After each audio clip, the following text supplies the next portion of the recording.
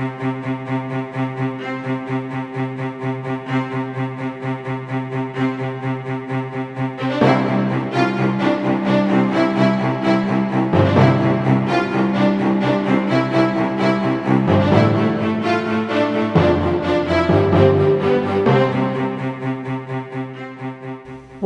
to this edition of the Talk of Simsbury. My name is Dominique Avery.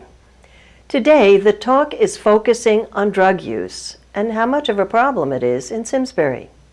Over the past year, I've seen headlines about the growing use of heroin in the suburbs, some even calling it an epidemic. In September, at a meeting of a group called the Community for Care, which aired right here on SCTV, the Simsbury police frankly described the kinds of drugs available to young people and said there has been a substance abuse problem here in Simsbury. That program stimulated a huge discussion on a Simsbury Facebook page, which is why we decided to do this program. Joining me today is the co-chair of the Community for Care Committee, Lisa Hevner, a member of the committee, Heather Modano, and Captain Nicholas Bolter, from the Simsbury Police Department. Thank you so much for agreeing to be here, all of you, and to talk about this issue openly and not sweep it under the rug. I really think that people will appreciate this.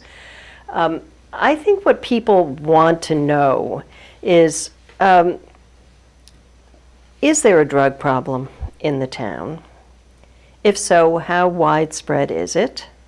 What's being done by the community to prevent it, what parents can do to guard against it, and what services are available to help those who've succumbed. Those are the general questions I'm hoping that we can deal with today. Captain Bolter, maybe I'll start with you with that first question. Is there a drug problem in town, and how widespread is it? Well, there certainly is a drug or substance abuse problem nationwide, and Simsbury is no different. Whether you look at Connecticut or you look at the Valley, there is a drug problem, and that problem is identified by children and adults, using unlawful drugs or prescription medications and potentially harming themselves. So, in general, yes, there is a problem in Simsbury as well as everywhere else. So how widespread is it? It's something that every parent needs to be afraid of, or that every adult needs to be afraid of it? Every parent and every adult needs to be aware of all the issues surrounding drugs. I wouldn't say fearful of it, but they definitely need to be aware. Substance abuse does not stay with one type of person or family. It impacts everybody. So whether you have children or you don't, whether you have substance abuse in your family currently or not, it's an issue that everybody should be aware of.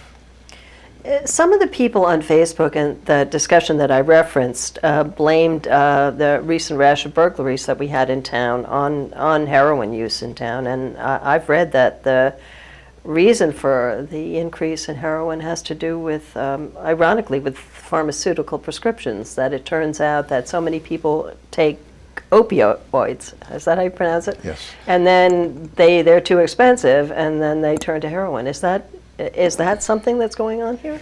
The heroin is definitely cheaper than a lot of the prescription medications, but people have medication plans and they can get some of the medication cheaper, and a lot of them are from the same derivatives, and they provide the same reaction, the same biological reaction. So people are interested in that who are looking for that high. I don't want to speak specifically to the recent burglaries in town, but we have found that many of the burglaries, many of the larcenies in town are directly related to substance abuse. Yeah, a friend of mine, I think the problem's even worse in New Hampshire, and a friend of mine has a summer house in New Hampshire, and their house was burglarized last summer. All kinds of antiques, nothing really, were stolen when they were away, and that's what the police told them. People are looking for things to sell anywhere they can. Yes. Well, one of the things that might be worth mentioning, to that end, you talk about the relationship between prescription drugs and then gateways into other drugs. One of the things we do to prevent that in town, I'd like to thank the Simsbury Police for this, is they've initiated a drug drop box, because one of the things that the officers, when they presented to the Community for Care, mentioned, is that students and teens get drugs from others who have been prescribed that medication, who may not think that, or even wouldn't even cross their mind, that their child or their child's friend might be interested in the drugs that they haven't taken. So why don't you talk a little bit about the prescription drug box that you have? Yeah, we have seen several different sort of scenarios with prescription medications. One is an overuse for the person who is prescribed the medication. Another is the reselling of medication that has been prescribed to one particular person. And then there's an accidental overdose or usage by somebody who was not prescribed to, somebody in the house, a young child, whoever it may be, sees these pills, prescription meds, and takes it. Or it being one of those things that somebody is looking for when they break into a house or into a business, looking for some of those narcotics, either for themselves or to resell. So in 2012, we had a med box installed at the police department, and people can bring any of their medications and anonymously drop those off there, and the police department gets rid of those medications. And you made a very good presentation on that to the Board of Selectmen, right? Yeah, Which yeah. we aired here as well. Yeah. And it takes a lot of those scenarios, Right. and minimizes or reduces the Right. So chance it's of important what's for happening. people to remember to get rid of the Prescription medication that they're not Yes. using, and especially if they have young people in the house who could be going to the bathroom and opening up the medicine cabinet. But it's important for our seniors who are grandparents, because that might not even cross their mind. So it's Good just point. Yes, yeah, and there was a time several years ago where one of the methods of people obtaining some medications were to go around to houses that were on the market for showings, and they would go into the medicine cabinet and take medication. So if you have any that is around the house that you're not using, we do recommend that you come down to the police department and dispose of it properly and safely. Lisa, let me turn to you. One person in that Facebook thread that I referenced before said that she asked her son if anything was being done in the schools, and he said no. Another person said she had raised the issue with the administration a few years ago, and they didn't think drugs were a problem. So I know that you're not representing the schools, but you're part of the Community for Care. Can you tell us a little bit? Is it true that the schools are doing nothing? that is not my impression at all. I will say, I am the Board of Education liaison for the Board of Selectmen, and I was president of the PTO at the middle school. So I did, and I was on the leadership team for the high school. So I did have an opportunity to become familiar with what they're doing, and I did speak with Sue Lemke, who is our liaison to the Community for Care, and if anyone does have specific questions about what the schools are doing, they can certainly contact her in the main office. But a couple of things that the school do is they have a health curriculum that starts 7th through 12th grade on substance abuse, and it's age appropriate, so heroin isn't discussed until 10th grade. But they do go through topics such as prevention, positive decision making, internal and external influences, refusal skills, and content. And then by content, I mean what drugs are out there, why shouldn't you do it? And there is a lot of discussion around that. One of the things that Sue Lemke mentioned that they really take pride in, and I saw this with my own children going through it, is they try to make personal contact, each teacher with every student, so that there is a personal connection. And if there is a personal connection, a child is less likely to get involved. I think one of the things that the police department does so well, we now have school resource officers in both the high school, the middle school, and intermittently at the elementary schools, is they're there as part of community policing, which is unique and for which you've won national recognition. And the reason why that's so important is we get our students to know law enforcement in a safe manner before there's a problem, so that they see police officers as resources that can help them. Would you like to speak to that a little bit? Yep, we've had a school resource officer in the high school for many years. But last year we had one now assigned to the middle school and elementary schools. And it does exactly what Lisa said. It provides a very quick and frequent resource for the officers, for the students, and for the faculty, and for the parents. So we have a good amount of communication with all three of those groups. We're available to them if they have any questions, if they need any guidance. But then we also have done like presentations for the Community for Care on what types of drugs are out there that parents may see, that the kids may be involved in, and what to look for, and what resources are out there. And just to add to what Nick was saying, one of our first initiatives for Community for Care was to get every parent in the 7th and 8th grade and every parent in high school a copy of this book, which is the Parent's Guide for the Prevention of Alcohol, Tobacco, and Other Drug Use. And this was done in conjunction with the town, the police, social services, and the schools. So this is certainly a school initiative. And what this does also is it provides local resources. Where do you go when you need help? In terms of programming, we're really excited that Officer Bolter is bringing a wonderful program in April that not only will be given to the students, but also to the parents. Because one of the things Heather and we saw through the Community of Care is that parents don't know where to go and need information as well. So while parents aren't school children, the schools and the community are reaching out to parents to help provide them with the tools that they need to recognize problems. And so I don't know if you want to talk a little bit about Tall Cop. Yes, well, we've partnered, the police department has partnered with social services and with the public school system to bring a speaker in April of next year, April 9th and April 10th, and we'll be putting that information out shortly. And he travels around the country. He's a police officer in Idaho. He travels around the country and he speaks about substance abuse. And we did have the opportunity to see him speak last October, and we're very impressed with the information that he has. And what's pretty unique about one of his presentations, or one aspect of his presentations, is he has a Facebook page that you can follow, and he continuously updates on new trends and things for parents and teachers and others, just to kind of keep an eye on, to see what may be indicating that there may be a substance abuse problem. But he will be here April 9th in the evening for an hour and a half at the high school, and he'll be presenting to any adult that wants to attend at free of charge.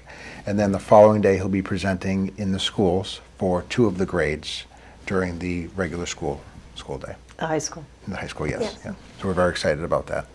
It's so interesting, this thread on the Facebook page discussing it. You know, people ask their child hasn't seen anything, didn't know anything, or doesn't particularly want to share it. So a lot of misinformation gets communicated, which is one of the reasons I wanted to do this show, because I wanted to find out what is being done. And so the very thing that made this one particular woman start this conversation was having seen the presentation that the police officers made to the Community for Care committee about this issue. And I thought it was really ironic, because she said nothing was being done, and yet here was something being done. So that made me want to talk about the Community for Care committee, which was formed for this reason. So I'd like you, Lisa, Heather, I'm not ignoring you. I've been wanting to get to you. But I'd like, both of you are on this committee. Yeah. I'd like you to talk about why this committee was formed and when it was formed and what was its purpose. Well, it was formed about, I guess last January. And basically what happened is Woody Edens, who's the pastor of the Methodist Church, came to Mary and I and Matt, and he had faced some issues in his own church and had officiated over some funerals involving substance abuse. And he's like, I don't know what's going on. And we started telling him what was going on. There was a lot going on, but our left hand wasn't always talking to our right. So the clergy didn't know necessarily what the wonderful programs the police department was offering, or that social services had, or that our schools offer. And we realized then we needed to form a community group, because one of the things you see over and over again is sometimes you hear from parents, well, what is the schools doing about it? But as Chief Bolter confirmed to me earlier, most drug use occurs after school hours in our community. So it's really a community issue. What is the whole community doing? And we wanted to bring, so we advertised for people who had experience with substance abuse, either with a family member who had expertise or on that, or mental health issues, because we wanted to make sure we were combining mental health and substance abuse, because sometimes substance abuse is self-medication for mental health. And we have school. So the principal of the high school and the middle school are on it. Sue Lemke's, who's our liaison. assistant superintendent of schools. We've got police officers on it, social services. We've got selectmen on it. And it's basically to bring everyone together to communicate, educate, and inform and coordinate what we're doing. Because it wasn't that we weren't doing things, but not everyone knew what was out there. And there wasn't a lot of information is where do you go for help and how do we communicate and push that out. So one of the things we did, we thought about doing a program with the officers at Eno or something and inviting people in. But we realized a lot of people don't have time to come. So we did it at our meeting and took that opportunity through SCTV to push it out. And we did a press release saying you need parents, this is our first step in educating. This is also another step in educating. And as we talk about it, you can't stop what you don't know about. And so that was sort of the thesis of why we did that. And it's also probably the background for Tall Cop. I think one of his big pushes is to help parents understand what's out there so that they can help prevent it. And it's not just a parent situation. Sometimes it happens in the family, but it's a whole community. We're all affected by it. And we all have an obligation to help problem solve and work as a community to solve these issues. Well, in fact, it worked because somebody did see it on SCTV and started this whole conversation, which has now led us to this. And the more it's talked about, I think the better it is. Okay, Heather, now you're a mother. It's very brave of you to come here. You're a mother who's been through this. You have a son in recovery. I want to get a little bit to the personal, to ask you, as a parent representative of the community, what was your reaction to learning that your son was using drugs, and how did you find out about it? Well, we actually knew through, freshman year he was interesting. If you Google his name now, freshman year he was an honor roll football player, and then below that is the police bladders. We saw changes in the school, in his schoolwork, his behavior. We had numerous trips to the emergency room to try to get help, to outpatient programs. And so it was just a whirlwind of emotions, and it wasn't until we knew he had substance abuse issues, but we didn't know exactly what it was, until one of the police officers actually came to the house. They were questioning him, and they said, your son has a serious heroin addiction. And that was 3 days before Christmas, 2 Christmases ago. And so we waited and, kind of held our breath to get through the holidays with the other kids. And we confronted him, and it was, a day after Christmas that he actually showed us his track marks on his arm. So we just pulled together, and I think he didn't go into treatment at that point. We tried to do some more, in home, trying to control it, figure it out, and it wasn't until actually the police officer at the school talked him into getting treatment. It was Officer Chase. So, and CJ had a great relationship with him. Mm-hmm. I think Officer Chase knew that, my son was having these difficulties and really reached out to him, and he did agree to go to the hospital, and that's when he got into treatment, and he went down to Florida. He was down there for a year, and he's into his ninth month of recovery. So it's just, as a community, I felt the school was very helpful. We were in contact constantly. Everybody kind of just tried to help, and it was a great experience. As great as it could be. It wasn't a great experience, but it was helpful. It was, right. I know I could turn to them. A couple times we have had to call the police, at the house, and they were as helpful as they could be. I think one of the things the police officers, the resource officers made the point, and I see this with Captain Bolter as well, is we think of substance abuse as crimes and criminals, but it's also about saving lives. And the point the police officers made is never hesitate to save a life. We'll worry about the other stuff later, so let's make sure we're doing that. And I'm glad you mentioned the heroin. One of the things the police department has started looking into in our EMTs is Narcan. Mm-hmm. And I don't know if you want to talk to that a little bit. Yeah, the state has authorized first responders to carry naloxone, which works to fight against what heroin overdose causes. And we have at this point been trained to use Narcan The police police department, right? yep. And looking at a way now how we can best store that, because concerns with many medications, many drugs, are keeping that storage or safely stored in the temperature range that's acceptable so it doesn't degrade. So we're trying to figure out that aspect of it, and hopefully we'll be bringing Narcan on to our police department very soon. But it is already it's already, EMTs have it Yes. already. So if there's an EMTs have had it overdose, for quite some and time. I understand there have been Yes. several overdoses recently. Yes, there have been, and there have been instances where naloxone or Narcan Has been used and has lives used have and been saved. Yes. So, Heather, were you shocked that there was heroin in the suburbs? No. No. No, I think that there's, if somebody is an addict and wants to get a hold of drugs, it doesn't matter where they are, they can get them. And I think that was the case with my son. It didn't matter that it was here. It's He would have everywhere. found it. He would have found something. Yeah, absolutely.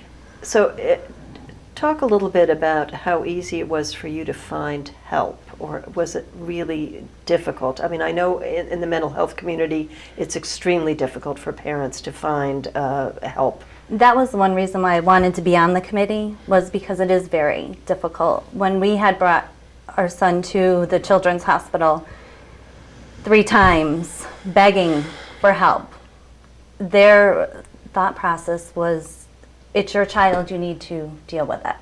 And they sent us home with him. I have a lot of theories about, when he was 18 and he had an overdose, when he came to, the EMTs basically said, well, he's refusing to go.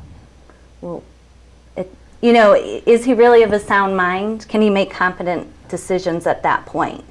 So I think there's a lot of gray areas as far as what we can do and what our legal ramifications is if we force somebody. We're able to, like I said, Officer Chase was able to talk to him and have him go into the hospital and get treatment. And of course, once he's there, he wants to go out. He wants to go get, he wants to go get high. And one thing, being a nurse, I knew that there was one thing that I could get, which was a PEC, which is the physician would commit him. And he had to prove that he was a danger to himself or others in order to get that PEC, so he couldn't sign himself out of the hospital. But I don't think if I wasn't a nurse, I wouldn't know what that was, or how to obtain it, or what to say in order to get it. And when you have somebody that's addicted to heroin, outpatient isn't enough. They have to be away from it. They have to go into inpatient. They have to figure it out for themselves. As a parent, there's not a lot we can do once they're addicted. They don't want help from us. They just, want to get high.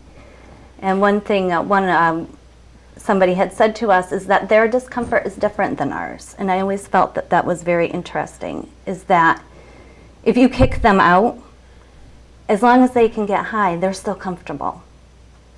And it's getting the help for the addiction is really what you need to help them with.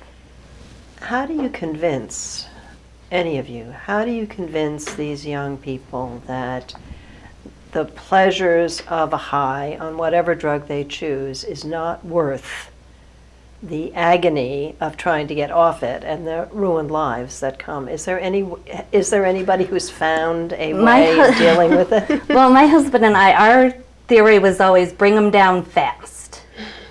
Get him as fast as he can hit rock bottom, the better. And that was, he stole, he did steal from the house, and we brought him down, we had him arrested. And I have a great relationship with my son now. I mean, we talk all the time, he's just a great kid, and that was and when we were in Florida, we met with a lot of the other addicts in a meeting, and they said, we wish our parents would have done that to us when we were 18. And that was just that's it. You can't come home, we're not gonna do this, I will support a good plan, and a good plan is getting clean. Okay, so you took action when you found out immediately. How about a step forward? Is there any way of convincing young people who are bound and determined to get high? No. Yeah, I think it's very similar to a treatment program. You may try 4 or 5 different types of treatment programs, whether it's inpatient, outpatient, methadone, whatever it may be, until you find the one that works for you. And I think we have to sort of take the same thought process in prevention. It's not going to be strictly the education or strictly enforcement or coming from a parent only or coming from a police or coming from the school. We have to consistently and constantly push from all those different angles to get that message across. And even with that being said, you're still not going to get to everyone. But I think that's the best solution. If somebody did find that one thing that was going to work, then we would. They'd be a millionaire. Exactly. We would be doing that. But so I think, and I'd have to echo what both Lisa and Heather have said about the school being involved, because, we work with the superintendent's office very, very closely and have for many, many years. And I know it's a very frequent topic, everything from what's being done in the classroom, what's being done outside of school, what can we do, what can't we do. So I would have to echo that their concern is definitely there, and they've done a lot to try to help. Just to echo the captain's comments, that there are many things we want to put multiple messages in front of our kids, but when there's a problem, we want to offer multiple avenues of help too. Yes. But Heather, you as a parent, would you advise parents to take an active role in talking with their kids ahead of time? As part of it? Yes, of course. Yeah, it's definitely. It's a topic of discussion at our house. My son's siblings know. They love and support him, and they, understand that it is an illness, and there is, it's not the first time your child goes into recovery. It's not all better. It sometimes takes, my son had more than one attempt. He went into treatment, got out, used, went into treatment. Relapse is part of recovery. Let me just ask one quick question. Captain Bolter, do you think that it's a problem that medical marijuana, that the state has passed medical marijuana, and that Simsbury happens to be a place where there's a production facility? Do you think that makes any difference? I know there has been some criticism of it in town that's saying, oh, well, now students think, oh, no, marijuana is nothing because it's...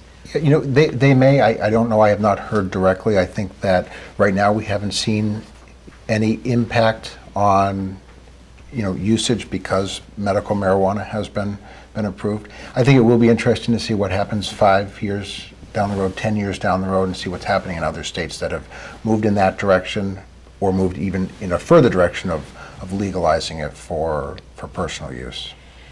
Our time is up. This has gone so fast. I'm hoping that we can get together again with other questions. I want to thank my guests, especially Lisa Hefner, Heather Modano, and Captain Bolter. And just a reminder, the next meeting of the Community for Care Committee is in January. It's on the 14th of January. It's at 6 p.m. at the Board of Education meeting room. Thanks to everyone here at SCTV for getting the show on the air. And finally, thank you for joining us. If you missed any portion of the show, you can find it on our website at simsburytv.org. I'm Dominique Avery. See you next time for the Talk of Simsbury.